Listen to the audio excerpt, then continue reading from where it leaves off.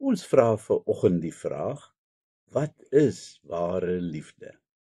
En daarvoor lees ons Johannes 3 vers 16 tot 18. Johannes 3 vers 16 kan met reg as die middelpunt van die Bybel gesien word. Dalk nie geografies nie, maar beslis in 'n geestelike sin. Hierdie enkele versie plaas alles wat ons in die 4 evangelies oor Jesus lees in 'n goddelike perspektief. God se liefde vir die wêreld is so groot dat hy bereid was om sy seun Jesus daarvoor op te offer. Let wel, God se liefde vir die wêreld, nie vir goeie mense nie. Wat word bedoel in Johannes met hierdie woordjie liefde? Uit al die verskillende beskrywings daarvan oor 'n wye spektrum geskrifte, kan ons duidelik aflei dat liefde nie 'n emosionele saak is nie. Daardie wonderlike verliefdheid wat elkeen van ons as tieners getref het, was suiwer emosie. Of dalk was dit ons hormone wat met ons op loop geraak het. Ongelukkig is dit daai selfde verliefdheid wat dikwels ook maak dat mense trou om dan maar net 'n jaar of 2 later, wanneer die emosie opgedroog het, hulle paadjies weer te skei. Ware liefde kan dalk beter vertaal word met die woordjie lojaliteit. Wat is dit wat 2 mense vir 50 of 60 jaar gelukkig by mekaar hou, selfs deur die swaar tye en die tye wat hulle vir mekaar kan kwaad word? Dit is 'n onbeskryflike liefdesband waarvan intense lojaliteit 'n onlosmaaklike deel vorm. Dit behels onder meer 'n vrywillige verpligting teenoor mekaar, dat die een na die ander sal omsien en dat hulle mekaar sal help en bystaan deur dik en dun. Dalk kan ons so ietsie hiervan sien in die liefde van God vir die mens. Hy was bereid om alles op te offer om ons te red. In 'n liefdesverhouding is daar egter 2 kante. God het al reeds sy kant gebring en nou is dit die mens se beurt om daarop te antwoord. Jou antwoord is nie 'n emosionele besluit nie, maar 'n nugtere wilsbesluit om God se liefdesaanbod te aanvaar. Dit is al wat hy van jou vra. Wat daarop volg, is dat die liefdesverhouding gebou word, soos in enige stabiele huweliksverhouding. Natuurlik is daar ook emosie by betrokke, by party mense baie meer as ander. Om enige liefdesverhouding te help laat slaag, is daar harde werk betrokke. Die 2 partye moet mekaar deeglik leer ken.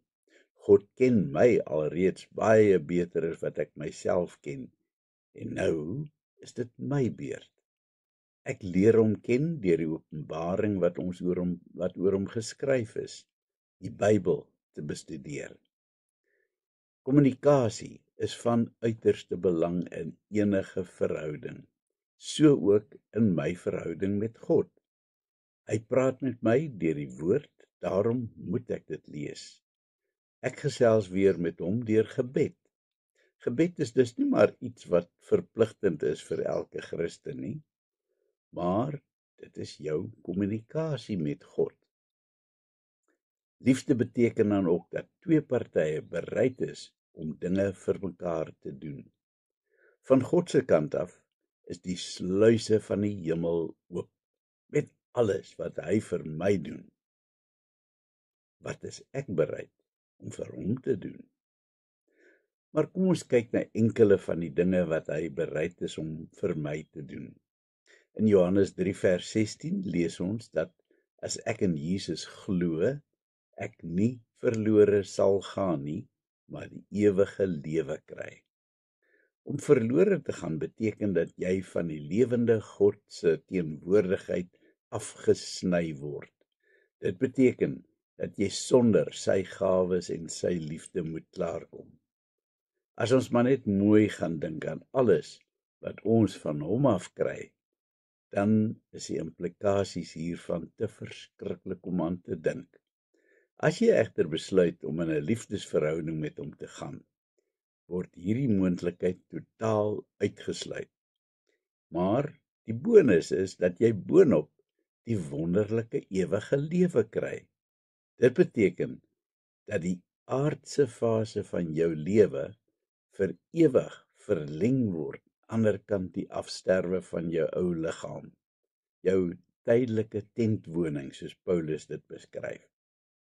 En in Openbaring kry ons 'n klein kykie in die wonder van die lewe anderkant daardie poorte. Dis iets waarna elke gelowige met groot verwagting en opgewondenheid uitsien.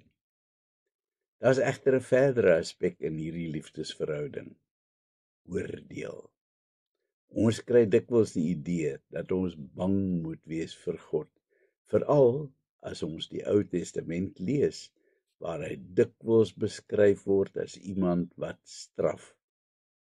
Inderdaad kan God nie ongeregtigheid verdra nie, en anders as ons eie politieke stelsel waar korrupsie en ongeregtigheid dikwels maar onder die mat ingevee word, is hy regverdig. Dit word gestraf. Hy wil ons egter nie in die hemel inboelie deur ons met straf te dreig nie. Inteendeel, hy wil ons in sy liefdesarms inroep. Jesus is nie gestuur om ons te kom straf nie, maar om diegene wat al reeds veroordeel is, te kom red.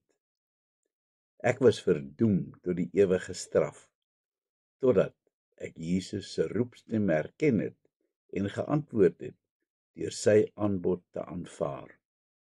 Vir jare het hy gesoebat, maar ek het my doof gehou vir sy stem, tot daardie wonderlike dag.